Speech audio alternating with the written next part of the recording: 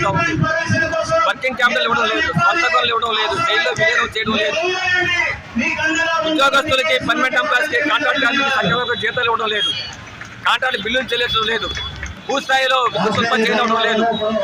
ఈ విధంగా steel plant అష్టదిగ్బంధం చేసి నష్టాలు పాలు చేసి అదానీ అంబానీ వంటి కార్పొరేట్ చేతులు పెట్టే దానికోసం కేంద్రంలో మోడీ ప్రభుత్వం కక్కన కొట్టుకుంది, కుట్రలు చేస్తూ ఉంది. ఇటువంటి నేపథ్యంలో రాష్ట్రంలో నూతనంగా ఏర్పడినటువంటి తెలుగుదేశం జనసేన కూటమి ప్రభుత్వం మోడీ ప్రభుత్వం ఒత్తిడి తీసుకొచ్చి స్టీల్ ప్లాంట్ అమ్మకాన్ని ఆపించాలి, ఇది శైలిలో విలీనం చేయించాలి, ఒత్తిడి తీసుకొచ్చి అవతల స్టీల్ ప్లాంట్ రక్షించాలని చెప్పి డిమాండ్ చేస్తూ ఈరోజు సిపిఎం పార్టీ మహాదాన కార్యక్రమాన్ని గాజువాకలో చేపట్టింది. దేశంలో మన రాష్ట్రానికి సంబంధించి ఇంత అనుకూల పరిస్థితి, రాజకీయ పరిస్థితి అనుకూలంగా ఇప్పుడు లేదు. గతంలో మోడీ అంటే ముఖ్యమంత్రి భయపడే పరిస్థితి ఉండేది. ఈరోజు మన రాష్ట్రం అనుకూల పరిస్థితి ఏంటంటే ఈరోజు మోడీ ప్రభుత్వం కూడా మన రాష్ట్రం జనాల్సిన పరిస్థితి ఏర్పడింది. ఎందుకంటే రాష్ట్రంలో తెలుగుదేశం జనసేన కూటమి తాలూకా మద్దతుతో కేంద్రంలో మోడీ ప్రభుత్వం పరిపాలన సాగిస్తూ ఉంది. మీరు స్టీల్ ప్లాంట్ అమ్మకాన్ని ఆపకపోతే, ట్రైన్లో విలీనం చేయకపోతే, మీరు విధ్వంసాన్ని ఆపకపోతే మీకు మద్దతు ఉపసంహరించుకుంటామని చెప్పి ముఖ్యమంత్రి గారిని మనసులోనే ప్రకటన వస్తుంది కేంద్రం నుంచి స్టీల్ ప్లాంట్ అమ్మకాన్ని ఆపుతామని చెప్పి. కానీ చేయడం లేదు. ఎందుకు చేయడం అడుగుతున్నాం మేము. గత ప్రభుత్వాన్ని మనం విమర్శించాం. గత ప్రభుత్వం కూడా భయపడి మోడీ నిర్ణయం లేకపోయింది. మీరు ఎందుకు భయపడుతున్నారు? మీకేమైనా భయాలు మీకు ఇంకేమైనా ఉన్నాయా? రాష్ట్ర ప్రజలకు ఇంకా స్టీల్ ప్లాంట్ రక్షణ రాష్ట్ర ప్రజలకు ఇంకేముంటాయండి? కాబట్టి ముఖ్యమంత్రి గారు ఉప ముఖ్యమంత్రి గారు వెంటనే జోక్యం చేసుకుని మోడీ గారు ఒత్తిడి తీసుకొచ్చి స్టీల్ ప్లాంట్ పక్షున ఆపించి దీన్ని రక్షించాలని చెప్పి మేము డిమాండ్ చేస్తున్నాం.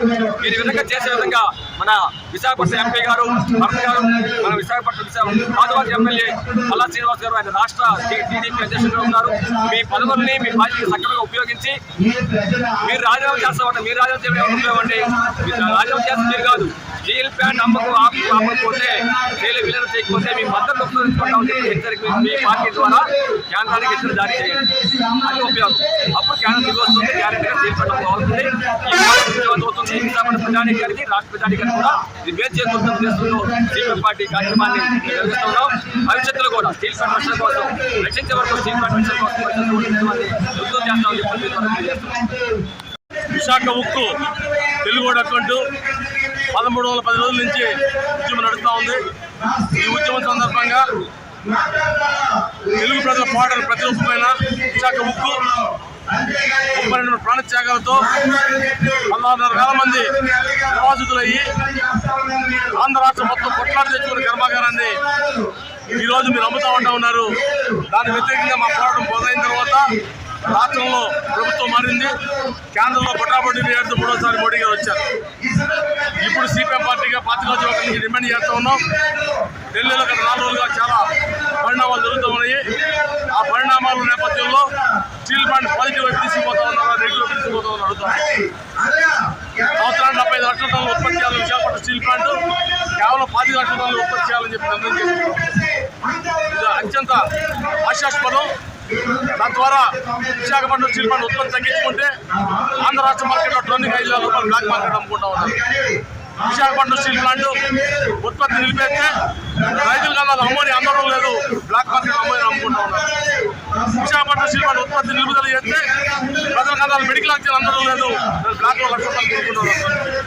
Visakhapatnam steel plant medical oxygen కేవలం 14 చేస్తూ ఉంది. ఇన్ని ప్రయోజనాలు విశాఖపట్నం స్టీల్ ప్లాంట్ ని ప్రోత్సహించడం కోసం ఢిల్లీలో సేలు, NMDC, oil, Vizag steel chairman committee చేశారు.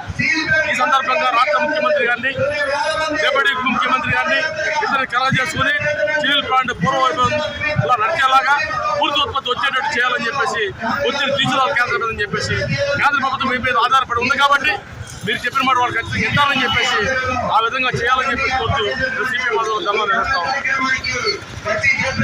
3.5 సంవత్సరాలుగా స్టీల్ ప్లాంట్ కోసం పెద్ద ఎత్తున పోరాటం చేస్తూ ఉన్నాం. ఈ పోరాటం కార్మికులు మా కోసం మాత్రమే చేయట్లేదు, ఈ స్టీల్ ప్లాంట్ని భవిష్యత్ తరాలకు అందించాలని ఉద్దేశంతో ఈ స్టీల్ ప్లాంట్ కోసం పోరాటం చేయడం జరుగుతుంది. ఈ స్టీల్ ప్లాంట్ ఉండడం వల్ల ఇవాళ విశాఖపట్నం మొత్తం కడకాపటాన్ని ఎంకం అనేది చాలా పెద్ద ఎత్తున పెరగడం జరిగింది. ఇప్పుడు ప్రభుత్వం మారిన నేపథ్యంలో తెలుగుదేశం పార్టీ అలాగే చంద్రబాబు, పవన్ కళ్యాణ్ ఇద్దరు కూడా కలుగు చేసుకుంటే ఖచ్చితంగా ఈ స్టీల్ ప్లాంట్ కాపాడే అవకాశం ఉంది. వారిద్దరు కలుగు చేసుకోవాలని చెప్పేసి మేము కోరుతా ఉన్నాం. ఎందుకంటే ఎంత ఆలస్యం చేస్తే ఈ స్టీల్ ప్లాంట్ మూతపడే ప్రమాదం ఉంది కాబట్టి తక్షణమే జోక్యం చేసుకుని ఈ స్టీల్ ప్లాంట్ని నడిచేదానికోసం ప్రయత్నం చేయాలని, అలాగే ఈ స్టీల్ ప్లాంట్ని సెయిల్లో కలిపేదాని కోసం ప్రయత్నం చేస్తే ఈ స్టీల్ ప్లాంట్ మరింత వేల కోట్ల లాభాలని ప్రభుత్వానికి అందిస్తుందని చెప్పేసి విజ్ఞప్తి చేస్తా ఉన్నాం.